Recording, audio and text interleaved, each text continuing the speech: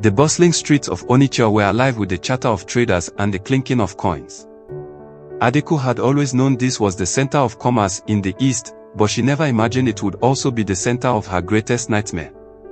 Adeku married Obinna, a wealthy businessman known for his sharp mind and his uncanny ability to make profits from even the most hopeless ventures. Obinna wasn't just a trader, he was a kingpin in the thriving markets of the East. His connections stretched across borders, and his wealth was the envy of many. But behind the allure of his success lay a man with secrets so dark that even Adeku, who prided herself on her intuition, couldn't have foreseen. When Obinna came to her village to ask for her hand in marriage, Adeku was overjoyed. He was everything a young Igbo woman dreamed of: handsome, generous, and successful. Her family celebrated the union with the kind of lavish ceremony only Obinna could afford. Adeku felt like the luckiest woman alive. But it didn't take long for the cracks to show. Obinna had always been a private man, but his secrecy became unsettling after their marriage. He forbade Adeku from visiting his warehouses, the cornerstone of his business empire. She found it strange but dismissed her doubts, attributing his behavior to the stress of running a large enterprise. One evening, Adeku overheard Obinna speaking on the phone.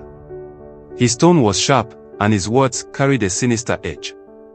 He mentioned something about delivery being intercepted and ensuring silence.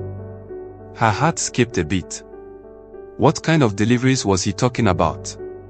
A hidden world. Adeku's curiosity got the better of her. She decided to follow Obinna one night when he left their home under the guise of business.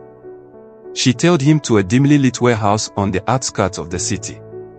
From a hiding spot, she watched as men carried crates into the building under Obinna's supervision. When the men left, Adeku sneaked into the warehouse. What she found chilled her to the bone.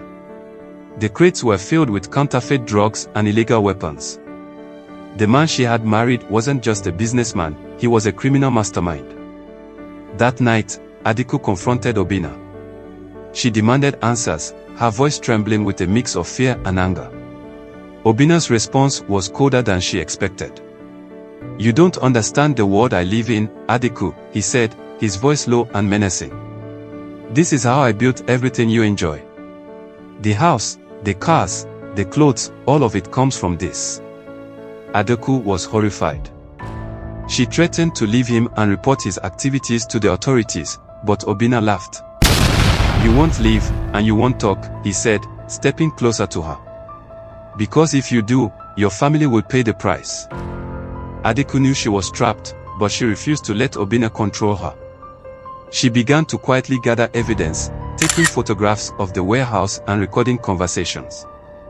She reached out to her brother, Chukwuma, a journalist, for help. Together, they devised a plan to expose Obinna's operations. On a fateful morning, Chukwuma published a scathing expose in a major newspaper, detailing Obinna's illegal activities. The evidence was irrefutable. Law enforcement swooped in, raiding Obinna's warehouses and freezing his assets. But Obinna wasn't one to go down without a fight. He fled, leaving chaos in his wake. Adeku knew she would never be truly safe until he was caught. Months later, Adeku heard the news: Obinna had been apprehended in Ghana, trying to establish a new criminal network. For the first time in months, she felt a sense of relief. Adeku returned to her village, determined to rebuild her life. She became an advocate for women trapped in toxic relationships, using her story to inspire others. Her marriage to Obinna had been a nightmare, but it also awakened a strength within her she didn't know she had. Adeku realized that even in the darkest of times, the human spirit could find a way to rise.